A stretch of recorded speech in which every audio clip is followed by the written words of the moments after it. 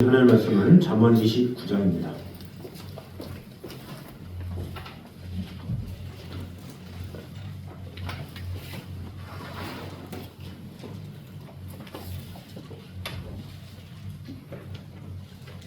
잠언 29장 12절에서 14절까지 말씀입니다.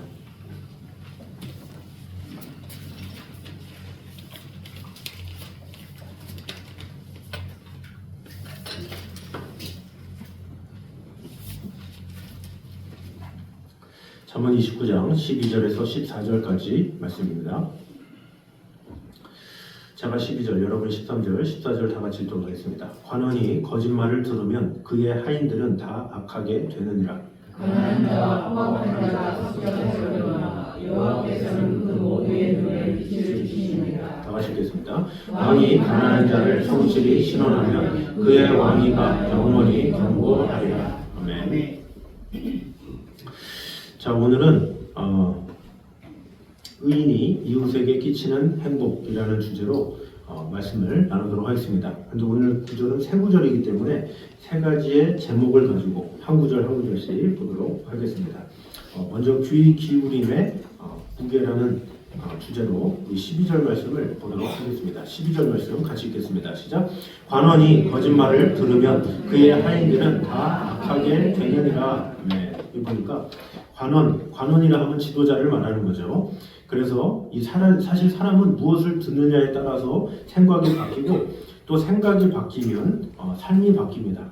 그런데 특별히 어린 자녀에게 좋은 생각을 심어주면 그 생각이 크는 것처럼 사실 어린아이에게 심겨진 것은 시간이 지나면 나중에 어린이 되면 이렇게 변화가 되겠죠.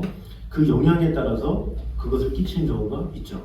근데 어떻게 보면 가장 타격적인 것은 뭐냐? 리더자에게, 지도자에게 어떤 말이 심겨지느냐, 그것에 따라서 나라의 운명이 바뀌어지게 되기도 하고 백성들의 운명이 바뀌어지게 된다라는 사실을 알 수가 있습니다. 그래서 오늘 본문은 리더의 청취 태도가 그 조직의 도덕성을 결정할 수 있다, 이렇게 말을 하고 있는 것이죠.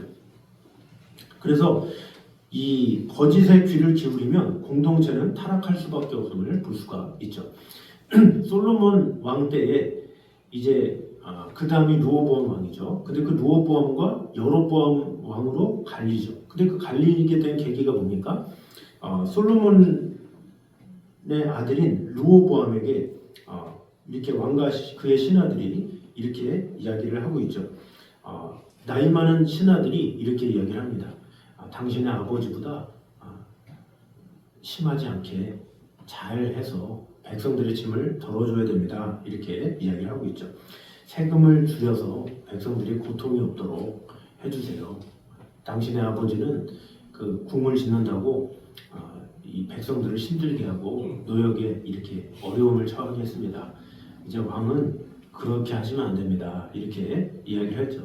그런데 그 말만 들은 것이 아니라 같이 자라는 소년들에게도 물어봤죠. 근데 같이 자라는 소년들이야 무슨 연륜이 있고 경험이 있겠습니까? 오히려 더 강하게 이야기를 하고 있죠. 오히려 더 강하게 다스려서 왕권을 강화해야 됩니다. 이렇게 이야기를 하고 있죠. 그랬는데 그 르호보암 왕이 그런 나이 많은 신하들의 말을 듣지 아니하고 자신과 같이 자란 신하들의 말을 들었죠. 그로 인해서 여로보암이 이제 갈라지게 된 것이죠. 결국 르호보암은 거짓되고 교만한 조언을 받아들였고 결국에는 이 강압적인 정책을 펼치게 됐고 백성들은 그로 인해서 더 고난을 갖게 되고 또 나라는 둘로 갈라지게 되었다라는 거죠. 결국 이 지도자가 거짓되고 악한 조언을 따르게 되면 그 영향력이 신하들에게 퍼져서 나라 전체가 타락하고 무너질 수 있다. 이것을 볼 수가 있죠.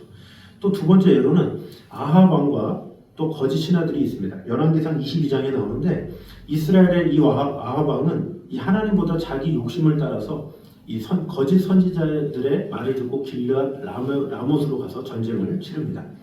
그런데 이 거짓 선지자들은 아부하는 자들이니까 뭐라 그럽니까? 왕이시여 나가면 속히 승리할 것입니다. 이렇게 아부를 하죠. 근데 미가야 선지자는 하나님께서 이 전쟁에서 아합이 패할 것입니다. 이렇게 경고를 하죠. 근데 아무래도 이 아합 입장에서는 이 앞에 서 있는 사람들은 아부하고 박수 쳐주고 이런 것에 약해요. 그래서 으쓱으쓱하는 마음에 왕이시여 나가면 당장 승리할 수 있을 것입니다. 그 말을 듣고 그래 나라면 이길 수 있겠지 해가지고 미가야 선지자의 말을 거부하고 이 거짓 선지자들의 말을 듣고 전장에 나갔죠. 결국에는 그로 인해서 전사하고 말았습니다. 아합이 거짓을 따랐기에 신하들도 어떻게 됩니까? 왕이 전쟁에 가라 그러면 가는 거예요. 어쩔 수 없어요. 그냥 왕이 그렇게 명령했기 때문에 아무리 미가야 선지자가 얘기했다 할지라도 가라 그러면 갈 수밖에 없는 것이죠. 결국 그의 나라도 혼란을 겪게 되었다라는 거죠. 결국 지도자가 거짓을 따르게 되면 주변 사람들도 같은 어려움에 처하게 된다. 이것을 볼 수가 있죠. 제2차 세계대전 당시에 히틀러도 그랬죠. 거짓 선전과 조작된 정보로 독일 국민과 군대를 속였다고 할 수 있죠. 사실 그의 메시지는 아무것도 아니라고 그러잖아요. 그래서 그의 책을 봐도 뭔가 이렇게 무슨 말을 하는가 이렇게 이해가 가지 않는 그런 책임에도 불구하고 그 사람의 이렇게 막 연설을 들으면 나도 모르게 요동하고 동요하고 막 그런 것이 있는다고 그러죠. 그래서 거짓 선동에 이끌려서 독일 국민이 그를 따르게 된 거죠. 결국에는 이 나치 정권은 결국 그 선전부라고 그 당시 때 이렇게 뉴스가 이렇게 말하는 데가 있어요. 누가 옳다 저렇다. 그러니까 우리나라 같은 경우 언론이 뭐 이렇게 좌나 우나 뭐 중립이나 이런 것이 이렇게 있지만 그 당시 때는 아예 편향되게 자신들의 유익에 맞게 편향된 그런 뉴스를 따르게 돼 있는 그런 게 있어요. 그래서 독일 시대에는 그런 게 있었기 때문에 그 당시 때 그것을 선전부라고 그러는데 이 조작된 뉴스로 계속 국민들을 선동한 거죠. 그래서 거짓 정보를 유포해서 독일 국민과 군대를 세뇌시켰습니다. 그래서 나치의 고위 장교들과 관료들은 이 히틀러의 거짓을 받아들이고 결국에는 집단적인 악행에 같이 가담하게 된 거죠. 유대인을 죽여야 된다, 학살해야 된다, 어떤 근거도 없는데도 불구하고 그것을 그런가 하면서 우리 게르만 민족이 최고다 이런 것에 선동이 되어서 결국에는 말할 수 없는 그런 시욕을 주기도 하고 또 그 나라 전체가 타락하게 된 것이죠. 그래서 어떤 말을 듣느냐, 어떤 말을 따르느냐 이것은 참으로 중요한데 그 무엇보다 리더자, 앞에 있는 자, 그가 어떤 말을 듣느냐 그것이 중요하죠. 리더자, 이러면 제가 늘 얘기했지만 리더자라고 해서 어떤 단체 이런 것뿐만 아니라 우리가 가정에서도 내가 영적으로 하나님과 그래도 가까우면 그가 리더자예요. 영적인 리더자. 그래서 이 가정 안에서 믿는 자가 얼마나 영적인 자로서 세워지느냐에 따라서 그 가정이 바뀌게 된다는 거죠. 그 가정이 세속의 길을 기울이면 세속에 빠질 테고 하나님의 나라에 마음을 다하면 하나님께서 기뻐하신 대로 마음을 다하겠죠. 그래서 지금 우리는 누구의 말에 귀를 기울이고 있는지 또 진실을 말하는 사람의 소리에 민감하게 반응하고 있는지 또 내 영향력 아래에 있는 사람들에게 어떤 메시지를 흘려보내고 있는지를 조심해야 한다라는 것입니다. 그래서 우리가 늘 기도할 때 하나님 제 마음에 거짓에 물들지 않게 하시고 진리에 민감한 귀를 갖게 하여 주시옵소서. 그리고 제가 속한 공동체가 정직과 공의로 세워지게 하여 주시옵소서. 이렇게 기도함으로 말미암아 우리에게 속한 모든 것이 정직하게 하나님의 뜻 가운데 세워지기에 마음을 다하는 저 여러분 되시기를 주님의 이름으로 축원합니다. 자, 두 번째는 13절입니다. 같이 한번 읽겠습니다. 시작. 가난한 자와 포악한 자가 섞여 살거니와 여호와께서는 그 모두의 눈에 빛을 주시느니라. 아멘. 자, 이 12절은 빛을 주시는 하나님 이런 제목으로 말씀을 나누겠습니다. 사실 세상에는 다양한 사람이 존재하죠. 가진 자와 가지지 못한 자, 또 힘 있는 자와 약한 자, 억누르는 자와 억눌리는 자.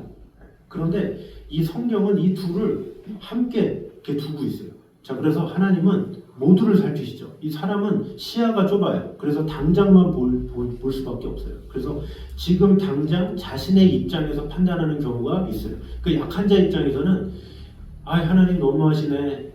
약한 자를 돌보시지도 아니하고 이렇게 하고 또 강한 자 입장에서는 하나님 너무하시네. 내가 가졌다고 나를 무시하시고 뭐 이렇게 할 수도 있고 각자 사람들은 자기 상황에 맞춰서만 판단하는 경우가 상당히 많이 있다는 거죠. 그러나 실질적으로 성경을 보면 하나님은 공평하게 역사하신 것을 볼 수가 있어요. 실례로 출애굽 때에 하나님께서 10가지 재앙을 내리실 때 어떻게 했습니까?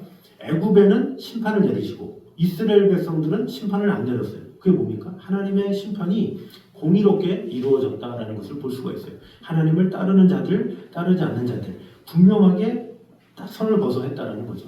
마지막 장자 죽음의 재앙 때도 어떻게 됩니까? 문설주에 피를 바르는 자들은 하나님께서 뛰어가게, 넘어가게 하시고 패스오버하게 하시고 그렇지 않은 자들은 멸망에 이르게 되죠. 이런 것들도 하나님께서 골고루 영향을 미치시는 거예요. 하나님의 뜻대로 했다? 그러면 하나님께서 보여주시고 하나님께 불순종했다? 그러면 심판받고 이것은 하나님께서 공평하게 하시는 것이다 이렇게 볼 수가 있습니다. 그래서 하나님은 부한 자든 가난한 자든 모두에게 생명의 빛을 허락하시지만 공의로운 판단으로 의로운 자들에게 특별한 은혜를 베푸신다라는 거죠. 요한복음 9장에 보면 예수님께서 날 때부터 맹인된 사람을 고치신 사건이 나옵니다. 그런데 바리새인들은 영적으로 어두운 자들이었고 맹인은 육체적으로 어두운 자였죠. 그런데 예수님은 맹인에게는 빛을 주셨지만 바리새인들은 여전히 영적 소경으로 남게 하셨죠. 9장 39절에 보면 예수께서 이르시되 내가 심판하러 이 세상에 왔으니 보지 못하는 자들은 보게 하고 보는 자들은 맹인이 되게 하려 함이라 하시니 이렇게 말씀하고 있죠. 그러니까 하나님께서 모든 사람에게 빛을 주시는데 교만한 자들은 어떻게 됩니까? 그 빛을 보지 못하고 또 겸손한 자들은 그 빛을 받아들이죠. 그러니까 하나님은 동일하게 다 은혜를 비춰주시는 거예요. 그래서 일반적인 은혜가 있잖아요. 이 세상 모든 만물에게 다 숨을 쉬게 하셨고 태양을 주시고 자연을 주시고 많은 것을 주셨어요. 근데 그 가운데 순종하는 자들은 하나님께서 더 큰 은혜를 주시고 그렇지 않은 자, 거역한 자들은 나중에는 심판을 받게 되겠죠. 그래서 하나님은 선하시고 공의로우시다는 사실을 우리는 늘 인지해야 돼요. 근데 우리는 자꾸 신앙생활 하다 보면 하나님은 불공평하시네, 뭐 하나님이 너무하시네, 하나님이 어떻게 이룰 수 있느냐 이렇게 이야기를 하지만 그러나 하나님은 항상 동일한 은혜를 베풀어 주신다는 거죠. 단지 우리의 마음의 그릇이 그런 주님의 마음을 받아들이지 못함으로 말미암아 판단을 하는 거예요. 내 스스로, 내 생각으로 그렇게 하는 거죠. 자녀가 어리면 어릴수록 또 철이 없으면 없을수록 부모의 마음을 잘 모르잖아요. 근데 나이가 들고 뭐 결혼을 하고 그러면 내 엄마가 그래서 그랬구나, 아버지가 그랬구나 뭐 이렇게 깨닫게 되듯이 사람이라는 것은 잘 몰라요. 근데 어떻게 해야 되느냐? 하나님의 말씀을 잘 알고 하나님과 동행하고 하나님의 뜻을 알고 이렇게 하다 보면 하나님의 마음이 이렇구나 이렇게 알게 되죠. 그래서 대부분 이렇게 간증이나 이런 거 들어보면 말로 다 할 수 없는 극심한 고통을 당한 분들 있잖아요. 근데 그럼에도 불구하고 일어나서 힘있게 간증하고 오히려 기쁨으로 사는 것 보면 그 이유가 뭐냐? 하나님의 선하심을 알고 있는 거예요. 그래서 하나님은 반드시 선하시고 하나님은 반드시 가장 좋은 것을 주신다는 믿음이 있기 때문에 어떤 상황에서 흔들리지 않는 거예요. 어떤 고난을 당할지라도 하나님은 그래도 이유가 있으니까 하나님이 그리스도 뜻이 있으니까 하셨겠지라는 마음을 가졌기 때문에 결코 요동하지 않죠. 그러나 믿음이 없으면 어떻게 돼요? 마태복음 13장에 씨를 뿌리는 비유처럼 재리와 세상의 염려와 여러 가지 고난과 그런 것이 있으면 그 즉시 넘어지게 되는 거예요. 왜 넘어지겠어요? 하나님의 선하심을 모른다라는 거예요. 그래서 하나님의 선하심을 내가 알면 아는 만큼 성숙한 신앙으로 하나님께 영광을 돌리게 되지만 내가 하나님을 잘 모르면 그만큼 하나님에 대한 잘못된 생각과 잘못된 시각을 가지고 대할 수밖에 없다라는 것이죠. 그래서 우리 모두가 불공평하다 이런 마음을 가질 때가 있지만 불공평하다라는 생각이 드는 즉시 그것은 불신의 마음이다 이렇게 우리가 생각하게 됨으로 말미암아 하나님은 우리에게 생명을 주시고 진리를 깨닫게 하시고 심판의 기준도 공정하신 온전하신 하나님이시라는 것을 꼭 기억함으로 말미암아 하나님은 가장 완전하시고 나에게 가장 좋은 것을 주시고 이 세상에 가장 아름다운 영향력으로 지키시는 분이라는 것을 오늘도 믿고 신실하신 주님만 바라보며 나아가는 저희들 되시기를 주님의 이름으로 축원합니다. 자, 마지막 세 번째로 우리 14절 말씀 보도록 하겠습니다. 14절 시작. 왕이 가난한 자를 성실히 신원하면 그의 왕위가 영원히 견고하리라. 아멘. 자, 이 세 번째는 공의로운 왕이 나라를 세운다 이런 주제를 정해봤습니다. 자, 공의로 세우게 되면 나라가 견고하게 된다라는 거죠. 그래서 역사를 보면 공의를 실천하는 지도자가 있을 때 나라가 번성하는 것을 볼 수가 있어요. 누구는 봐주고 누구는 안 봐주고 이러면 편이 갈리게 돼요.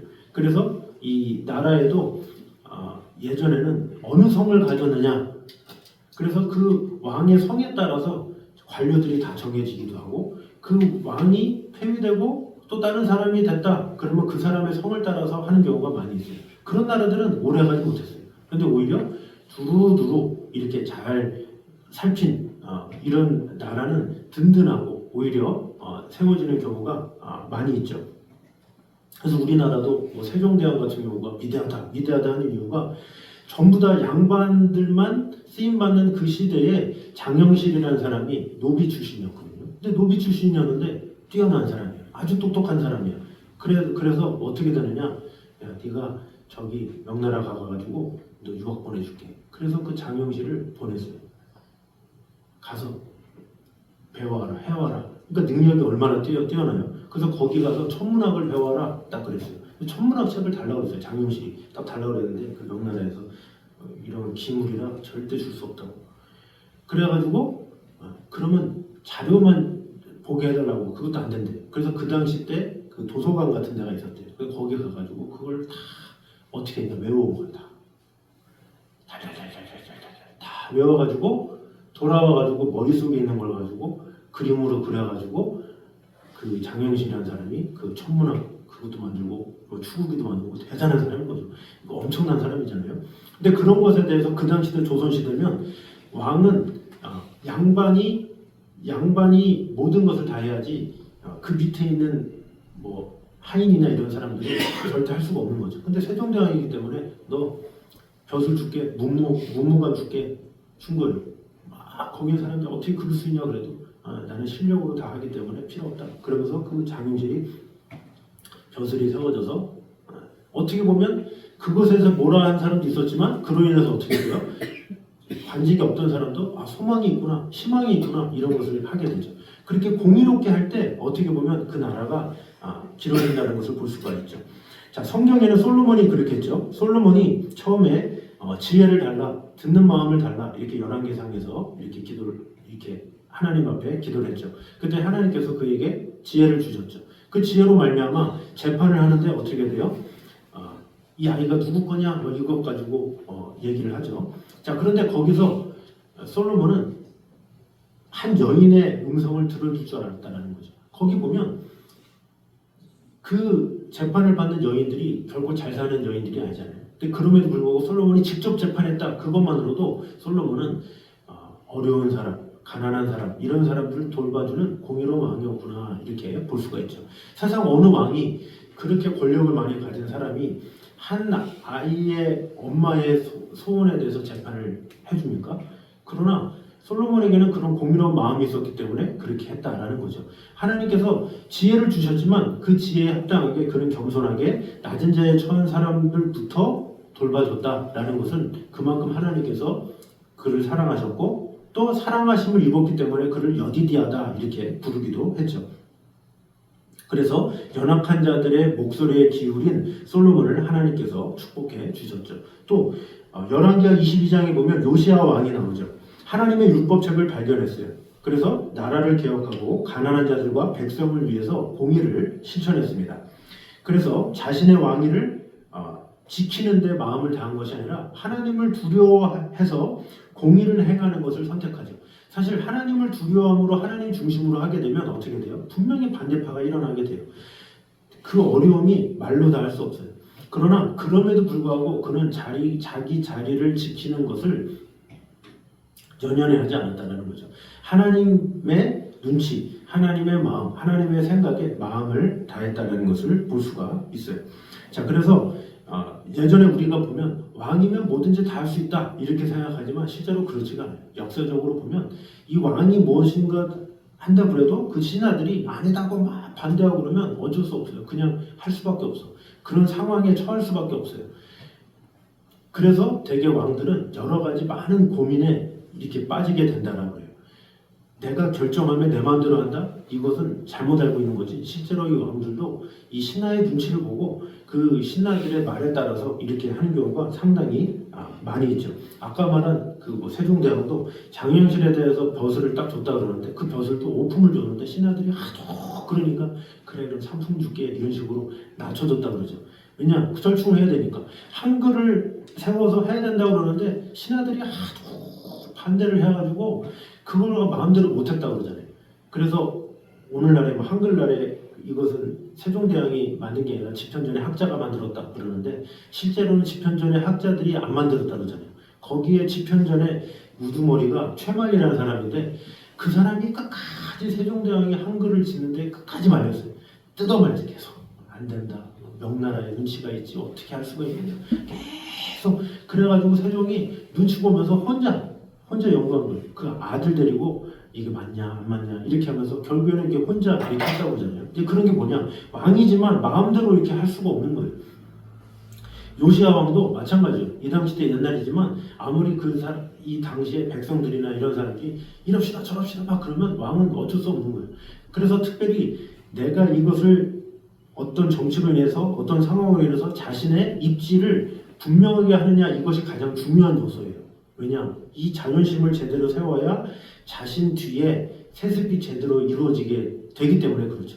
그런데 나의 자존심이 아니라 다른 것을 하느라고 개혁을 하고 하느라고 한다? 이것은 어떻게 보면 자신의 왕위를 어떻게 보면 내려놓는 모습이라고 볼 수가 있어요. 그저 자신의 왕위가 불안하게 된다 할지라도 제대로 뜻을 이루려는 그런 모습이라고 볼 수가 있죠. 그래서 이 요시야 왕이 하나님의 뜻을 개혁한다, 하나님의 나라를 건설하기 위해서 마음을 다한다. 이게 물론 이스라엘이기 때문에 유다 땅이기 때문에 뭐 그럴 수 있겠다라고는 하지만 사실은 아무리 믿음 있는 나라인조차도 눈치를 볼 수밖에 없고 자신의 왕위를 위해서는 조심스럽게 할 수밖에 없는 그런 상황이죠. 그럼에도 불구하고 요시야는 자신의 왕위를 두려워하지 아니하고 하나님의 공의대로 했다. 이런 것이 참 위대한 거예요. 그래서 오늘날에 미국도 뭐 트럼프 대통령이 뭐 됐다. 그런데 대통령이 막 그랬잖아요. 성경에 손을 놓고 기도하고 이런 것도 다 눈치 보이는 거예요. 하나님 나라 막 이런 얘기를 하면 미국에도 반은 또 하나님을 싫어할 테고 또 하나님 좋아하고 이런 게 있잖아요. 거기서 쉽지가 않은 거죠. 근데 거기서 뭔가 이렇게 하나님께서 기뻐하시는 뜻을 말한다? 이것은 쉽지가 않은 거예요. 웬만한 그런 마음 가지고. 그래서 뭐 트럼프 대통령이 강심장이다. 참 어떻게 그럴 수가 있냐 이렇게 하잖아요. 쉽지가 않은 거다는 거죠. 요시야도 그랬다라는 거예요. 자, 그렇게 이런 하나님의 공의와 나라를 위해서 했을 때 하나님께서 어떻게 돼요? 결국에는 하나님께서 오히려 자기 지위를 지키려고 바둥바둥한 그런 왕들은 오히려 하나님께서 멸하시지만 오히려 그렇게 하나님의 나라를 위해서 했던 요시야는 하나님께서 붙잡아 주시고 왕위를 경고케 하셨다라는 것이죠.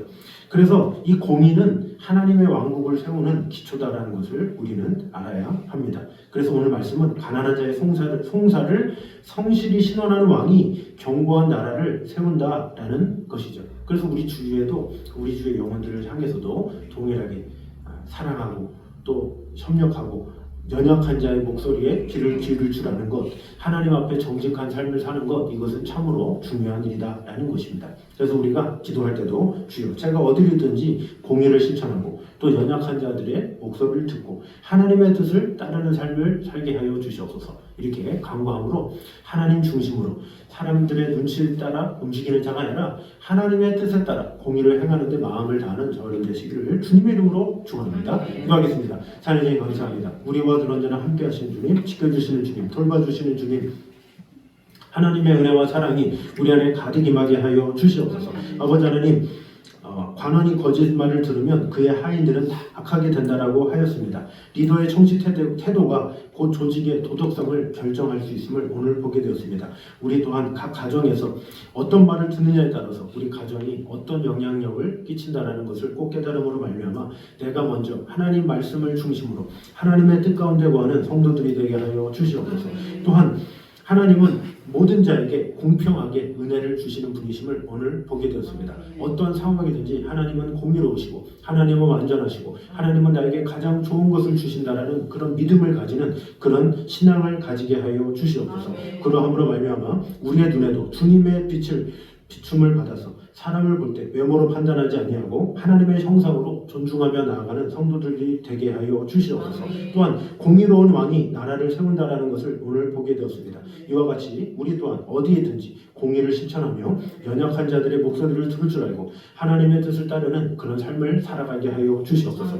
사람들의 눈치에 따라 사람들의 상황에 따라 움직이는 자가 아니라 오직 하나님의 말씀에 따라 하나님의 뜻에 따라 움직이며 나아가는 성도들이 되게 하여 주시옵소서. 이제는 우리 주 예수 그리스도의 은혜와 아버지 하나님의 무한하신 사랑과 성령님의 교통하심이 우리와 늘 언제나 함께 하시는 하나님의 나라와 영광 위하여 마음을 다하여 주 하나님의 뜻 가운데 살아가길 원하는 이 자리에 있는 모든 성도들 위해 이제부터 영원까지 함께 있기를 간절히 축원하옵나이다. 아멘.